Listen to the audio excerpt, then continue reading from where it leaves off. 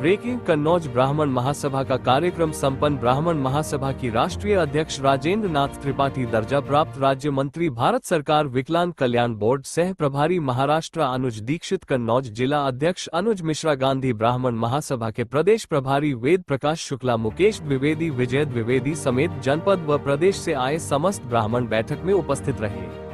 क्रमबद्ध तरीके से सभी ने अपने अपने विचार व्यक्त किए। कस्बा हसेरन के निजी गेस्ट हाउस में ब्राह्मण महासभा की बैठक की गई। ये ब्राह्मण समाज के लोग हैं। इस ब्राह्मण समाज ने सब समाज को एक साथ लेके चलने का काम किया है। तो हमारे लोगों की उपेक्षा करोगे? सरकार हमारी है, तो क्षत्रियों की उपेक्षा करोगे? और मैं धन्यवाद देना चाहता हूँ इस गेस्ट हाउस के मालिक को, इस क्षत्रिय समाज के बेटे को, जिसने ब्राह्मण समाज के कंधे से कंधा मिलाकर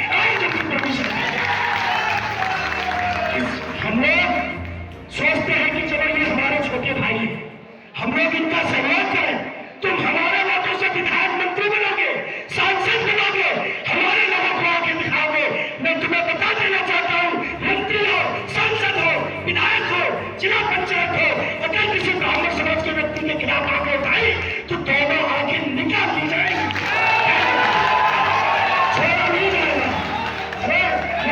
मुझे कौन सा चिंता नहीं है।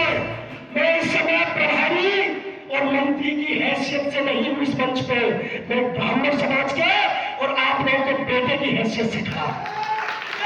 अभी कब चला जाए, प्रतिष्ठा चली जाए, मुझे परवाह नहीं। जिस समाज ने मुझे दिया है, अगर उसके लिए सब कुछ चला जाएगा तो मुझे परवाह नहीं करनी चाहिए।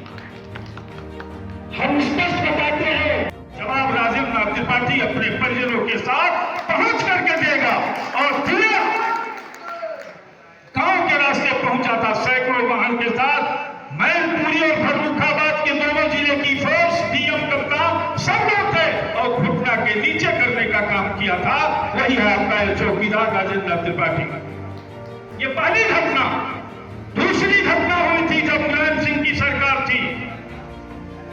इटावा में संतोषपुरा कांड हुआ था, संभवतः इसमें कुछ बुजुर्ग लोग जानते होंगे।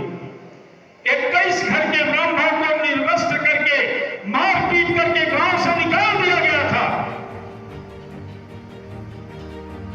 और उस गांव में मुझे प्रवेश लेना था। ये मैं व्रत लिया था कि जहां हमारे ब्राह्मण भाइयों के साथ यह अन्याय हुआ है, मैं उस गांव में चल करके शत्रु के कलेजे पर त्रिशूल गाड़ने का काम करूंगा। और गया काफी संख्या में। और चलने से पहले औरैया के हमारे जिलाध्यक्ष अंजलि तिवारी जी, मैंने कहा कि जितने कार्यकर्ता हैं, जितने ब्राह्मण समाज हैं, लड़ाई आर पार की होगी संतोषपुरा में। सबको बोल दो कि जिसके पास जो भी शस्त्र है ले करके चले। और मैं पहुंचा था मुलायम सिंह के गांव के बगल में और जवाब दिया। आकर के इटावा का पक्का बाग चौराहा 3.5 घंटे तक जाम करके जिला प्रशासन को नतमस्तक किया और जो भी मांग थी पूरा करा करके छोड़ा। वही हालात अनुपम दुबे में मिला। मैं दूसरे स्वभाव का व्यक्ति हूं। जब अगर राजनीति करनी होती, सत्ता सुख लेना होता, तो 34 साल तक इस समाज की चौकीदारी नहीं करता। डॉक्टर की जरूरत कब पड़ती है? जब व्यक्ति बीमार पड़ता है। किसी की अस्मत कब लूटी जाती है? जब वो प्रतिकार नहीं कर पाता है। किसी के घर की बहु बेटी प्रताड़ित और भागती कब है? जब वो परिवार का संस्कार गिरता है। आज की यह बैठक बहुत ही महत्वपूर्ण रही और सभी दल के लोग आए, चाहे वो सपा का हो, बसपा का हो, कांग्रेस का हो। यह कार्यक्रम कोई राजनीतिक कार्यक्रम नहीं था। ये अपनी समाज की बैठक थी और समाज के लोगों ने रिक्वेस्ट ब्राह्मण सभा के राष्ट्रीय अध्यक्ष पंडित राजेंद्र नाथ त्रिपाठी जी की मौजूदगी में समस्त जनपद कन्नौज के ब्राह्मणों को एक संदेश इसका बड़े पैमाने पर हो रहा है। जबकि ब्राह्मणों ने इसे अपनी पार्टी जो सरकार चल रही है, आंख मूंद करके 100% ब्राह्मण बीजेपी का को बैंक बन करके सत्ता में लाने का कार्य किया। तो हालात ये है कि हमने आपको शीर्ष तक पहुंचाया और हम ही काटे जा रहे हैं।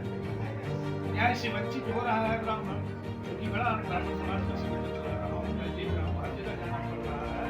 सिर्फ मैं ये जानना चाहता हूँ कि क्या ब्राह्मण का यही दोष है कि हमने आपको अपना मान करके उच्च शिखर तक पहुंचाया और मेरा ही आप वध करें? खुद की तुष्टिकरण नीति जो है ये मेरा सुझाव है कि थोड़ा सा आप ही करें और अपने वोट को कहीं हिफाजत करें, रक्षा करें। अन्यथा जिस दिन ये विमुख होगा तो भाजपा की वही हालात होगी जो कांग्रेस, सपा और बसपा की हुई है। कहीं न कहीं ये देखने को मिला है जो जनता के द्वारा जो चुने जाते हैं उसे हर समाज वोट देता है, लेकिन कहीं न तीसरी बार आगे हुआ है, पहली बार नहीं हुआ है।